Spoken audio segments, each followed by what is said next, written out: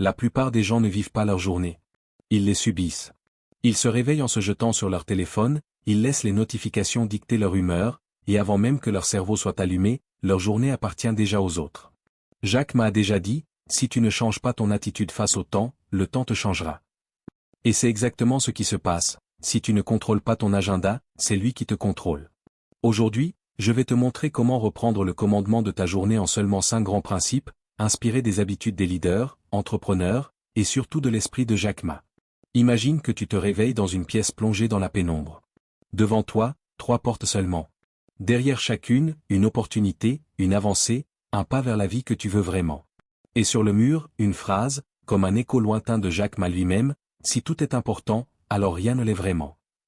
Maintenant, imagine une deuxième pièce. Cette fois, il n'y a pas 3 portes, mais 50. Chacune clignote, chacune t'appelle, chacune te promet quelque chose. Entre les messages, les notifications, les tâches urgentes, les obligations des autres, ton esprit se retrouve entouré de 50 portes qui réclament toutes d'être ouvertes en même temps. C'est exactement là que commence la chute, trop de choix tue le choix. La plupart des gens glissent dans la deuxième pièce chaque matin sans même s'en rendre compte. Ils ouvrent les yeux, et leur cerveau se fait attaquer par un chaos organisé. Email, responsabilité, pression, distraction, envie soudaine, idées brillantes mais éphémères. Le mental se retrouve saturé avant même que la journée ait commencé. Et une journée saturée dès le départ se termine souvent vide de résultats. Jack Ma a dit un jour que l'incertitude n'est pas l'ennemi du succès, c'est l'absence de clarté. Et cette clarté ne tombe pas du ciel. Elle se construit, elle se cultive, elle se décide.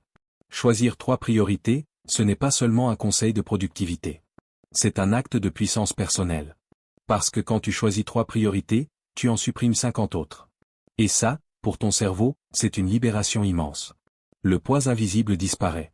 Le bruit mental se dissout. L'hésitation s'évapore. Tu deviens simple. Et dans un monde saturé de complexité, la simplicité est une force stratégique. Quand tu définis 3 actions non négociables, tu envoies un signal direct à ton esprit. Flèche droite noire, voici ce qui compte vraiment. Tout le reste peut attendre, se réorganiser, ou disparaître. Et c'est là que réside quelque chose de fascinant. Lorsque tu limites volontairement ton champ d'action, tu accélères ton évolution. Tu arrêtes de courir dans toutes les directions. Tu arrêtes de diluer ton potentiel. Tu arrêtes de gaspiller ton énergie dans ce que Jack Ma appelle, les efforts qui font du bruit mais pas de progrès. Beaucoup de gens confondent mouvement et avancée. Ils sont occupés, mais pas productifs. Ils courent, mais n'arrivent nulle part. Ils cochent des petites tâches toute la journée, mais échouent à accomplir l'essentiel. La clarté, elle, change tout. Elle transforme ta journée en un laser. Elle transforme ton esprit en une arme. Elle transforme ton temps en une stratégie. Pense aux architectes, aux chefs d'orchestre, aux fondateurs de grandes entreprises. Ils ne se lèvent pas pour réagir au monde. Ils se lèvent pour construire le leur. Et ils le construisent une décision à la fois, un choix à la fois, une priorité à la fois. 3 priorités. 3 pierres posées sur le chemin. 3 preuves que ta journée t'appartient.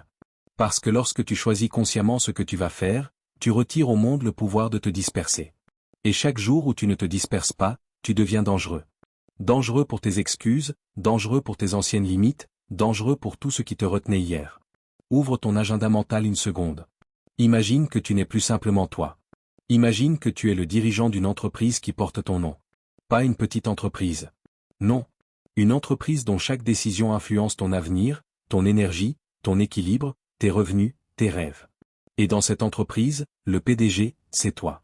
Jack Ma disait souvent quelque chose de simple mais tranchant, un leader ne se réveille pas pour réagir, il se réveille pour diriger. Et si un PDG se mettait à commencer sa journée en improvisant, en laissant le hasard remplir son agenda, en répondant aux notifications comme un employé stressé, tu sais très bien ce qui arriverait. L'entreprise coulerait en moins d'1 mois. Pourtant, c'est exactement ce que font des millions de gens. Ils commencent leur journée sans plan, sans structure, sans intention. Ils avancent au feeling, en mode on verra, comme si leur temps n'avait aucune valeur. Mais un leader? Un leader ne laisse jamais ses heures flotter dans le vide. Chaque CEO fonctionne avec une règle silencieuse. Index revers pointant vers la droite blanc, un temps non planifié devient un temps perdu. Index revers pointant vers la droite blanc, un temps perdu finit par coûter cher. Et pas seulement en argent, mais en opportunité, en progression, en confiance. Alors, mets-toi à la place d'un leader 1 minute.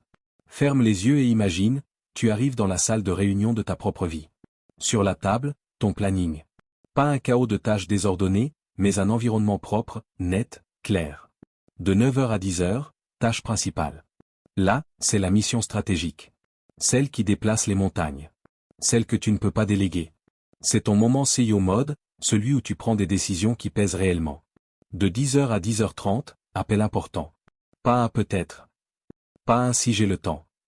C'est un bloc. Un engagement. Un rendez-vous avec ta progression. De 10h30 à 11h, pause structurée. Dans une entreprise performante, le repos n'est jamais un accident. C'est une variable planifiée. Parce qu'on ne dirige pas un empire avec un cerveau épuisé. De 11h à 12h, continuation des objectifs. Pas des petites tâches dispersées. Des actions cohérentes, alignées avec le plan du matin. Et soudain, quelque chose se passe, ta journée devient une architecture. Ton esprit se met en mode exécution.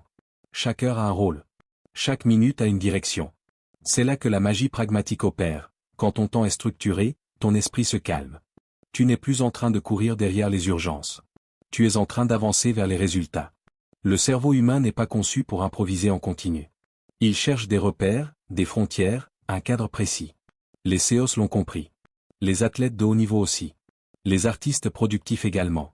Que ce soit Jack Ma, Tim Cook, ou n'importe quel visionnaire, ils partagent tous une vérité simple. Le succès ne vient pas d'un talent mystérieux. Il vient d'un agenda respecté avec discipline. Chaque bloc de temps est comme un container. Une boîte fermée. Et tant que cette boîte est respectée, tout se déroule avec fluidité. Mais si les boîtes se mélangent, si les frontières se dissolvent, si tout devient flou, la productivité s'effondre en silence. Une journée structurée n'est pas une prison. C'est un véhicule. Un outil. Un moteur. Elle te permet d'atteindre des destinations que l'improvisation ne t'offrira jamais.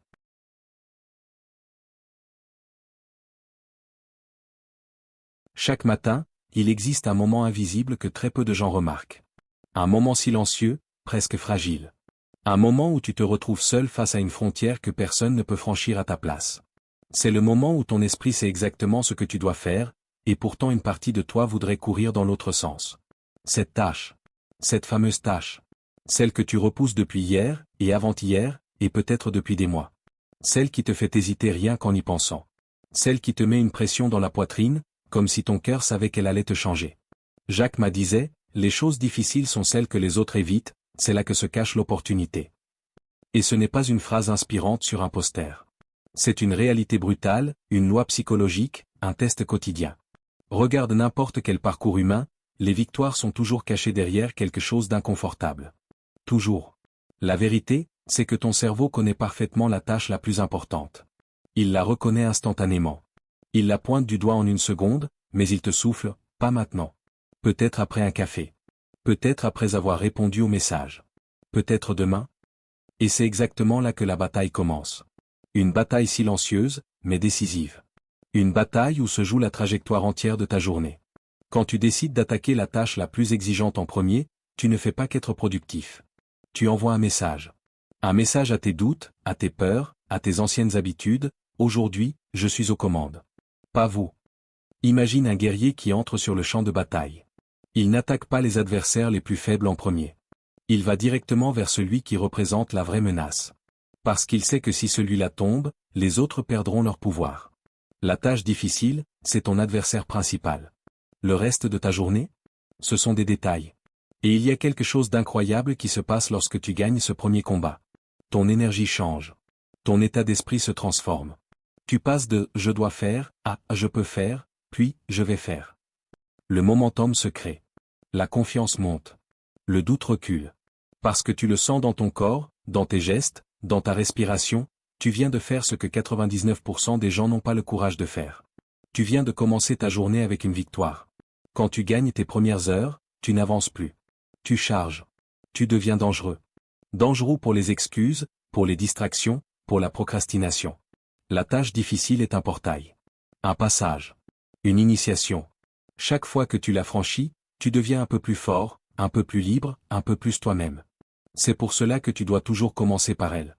Pas parce qu'elle est agréable, mais parce qu'elle te construit.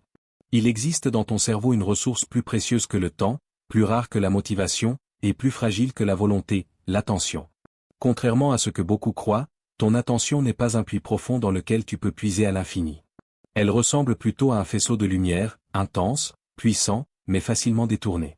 Jack Ma l'a formulé d'une manière que peu comprennent réellement, les distractions ne sont pas ton problème, ton manque de discipline face à elles l'est. Ce n'est pas seulement une réflexion morale. C'est un constat neurologique.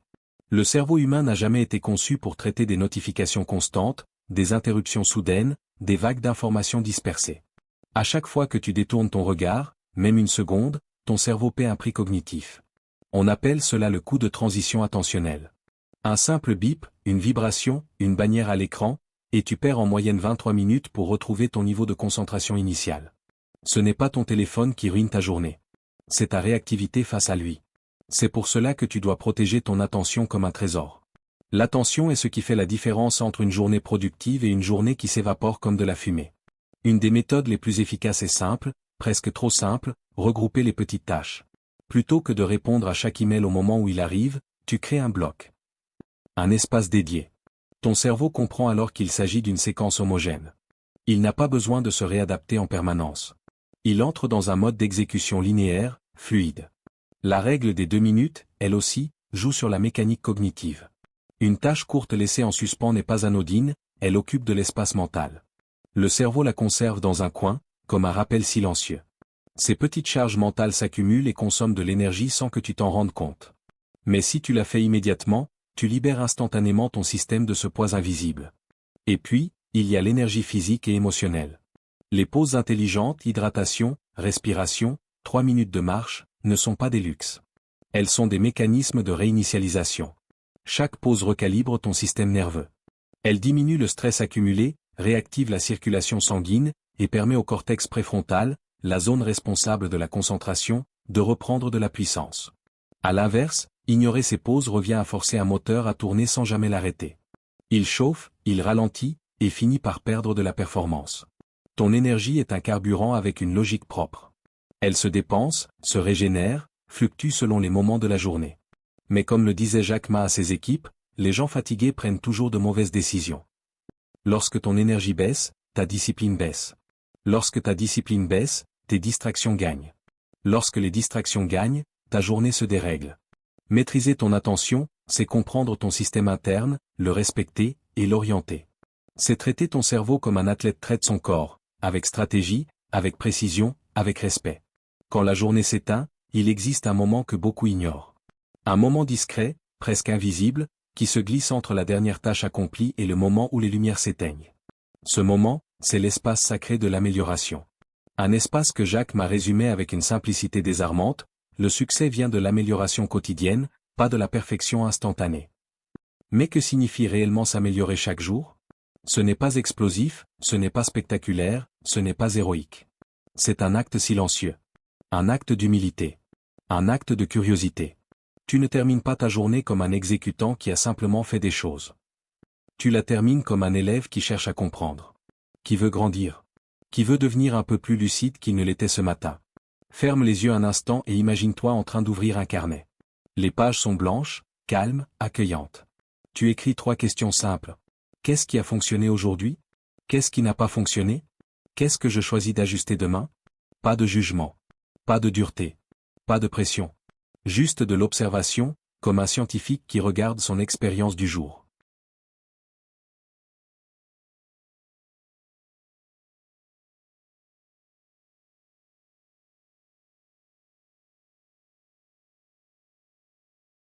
Lorsque tu réponds à ces questions, tu transformes ton quotidien en un atelier, en un laboratoire, en un chemin d'apprentissage. Tu ne t'attends plus à être brillant immédiatement. Tu t'attends à être meilleur qu'hier. Et c'est cette différence qui change tout. Ces 5 minutes, seulement 5, sont une fenêtre d'honnêteté pure. Un moment où tu retires le masque que tu portes pour le monde et où tu deviens profondément vrai avec toi-même. Tu éteins le bruit de la journée. Tu éteins le besoin de plaire. Tu éteins le chaos. Alors seulement, tu vois ce qui compte vraiment, la progression. Jacques Ma disait souvent aux jeunes entrepreneurs, vous pouvez échouer 1000 fois, mais si vous apprenez 1000 fois, vous avancez quand même. Et ce principe vaut aussi pour toi. Il vaut pour ta journée. Il vaut pour chaque erreur, chaque hésitation, chaque réussite, chaque micro-avancée. La plupart des gens s'effondrent le soir, épuisés, et glissent vers le sommeil sans réfléchir à ce qu'ils viennent de vivre. Ils répètent les mêmes erreurs demain, simplement parce qu'ils ne se sont jamais arrêtés pour les voir. Ils bouclent leur journée comme des robots exécutant un programme identique, sans mise à jour, sans optimisation. Toi, tu fais l'inverse. Tu t'arrêtes. Tu observes. Tu ajustes. Et cet ajustement, même infime, crée un effet de levier immense. Tu réalignes ton énergie. Tu recentres ta direction. Tu transformes les obstacles du jour en enseignements pour demain. C'est ainsi que se forme un cerveau qui évolue. Un esprit qui affine sa vision. Un mental qui devient plus rapide, plus flexible, plus lucide. Chaque réflexion nocturne construit une version de toi un peu plus aiguisée que la veille. 5 minutes. C'est peu pour le monde. Mais pour toi, c'est un rituel. Un rituel qui façonne ta progression. Un rituel qui t'apprend à te lire. Un rituel qui t'apprend à te guider.